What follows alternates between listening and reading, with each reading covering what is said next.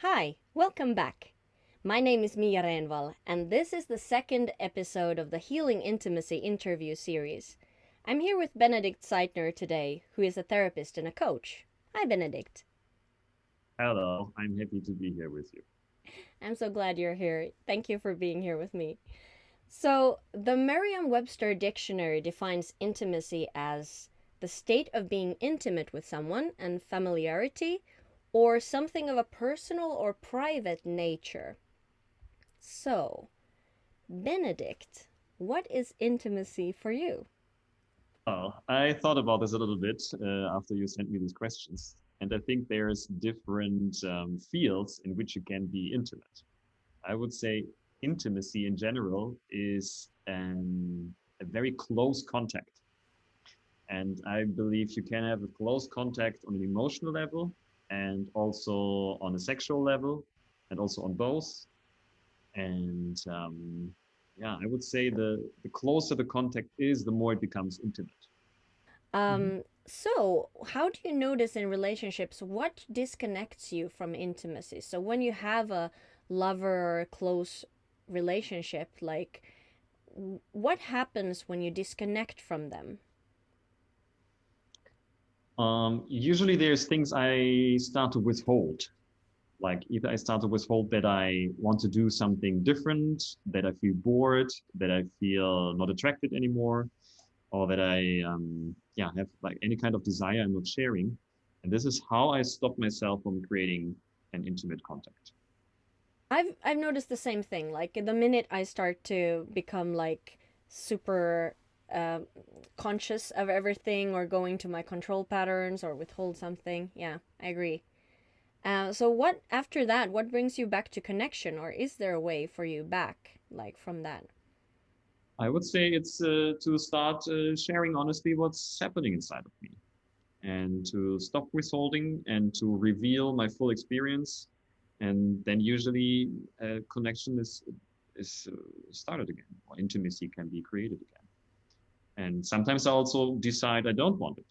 I mean, these are moments where I start to align, like why am I actually withholding, and is it like really worth it to invest in contact again, or do I just feel like I want to go somewhere else? And then I'm like in control, so to speak, to see do I want to create again intimacy or do I not want to create it?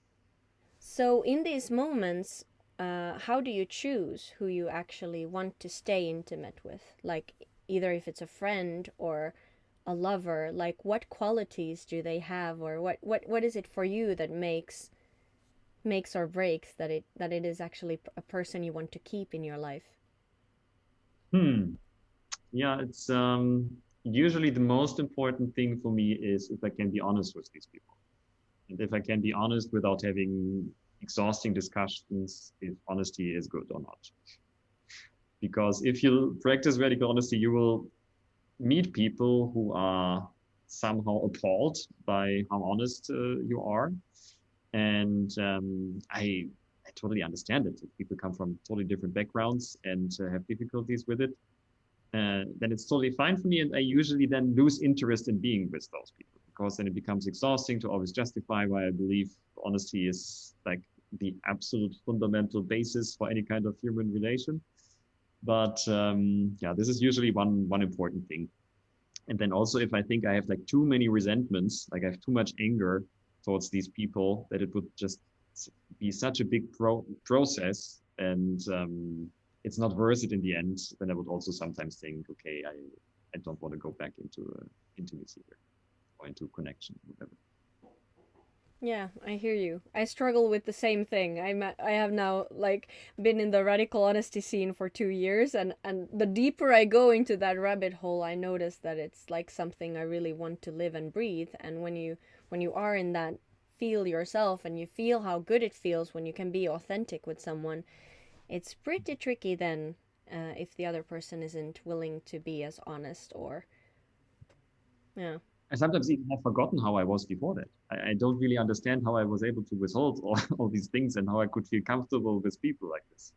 But yeah. Well, that's why I feel so lucky and fortunate that I have friends like you. that we can talk about things honestly. And I mean, before starting this interview, you even resented me for something. So I'm happy we can, clear and be intimate in a way, us as well, as friends. So thank you for being here, Benedikt, and thank you for sharing. And I appreciate you for everything you just shared with us today. Thanks for having me. In the Healing Intimacy workshops, you choose one significant intimate relationship to work on. It can be a friendship like me and Benedikt, or it can be a lover.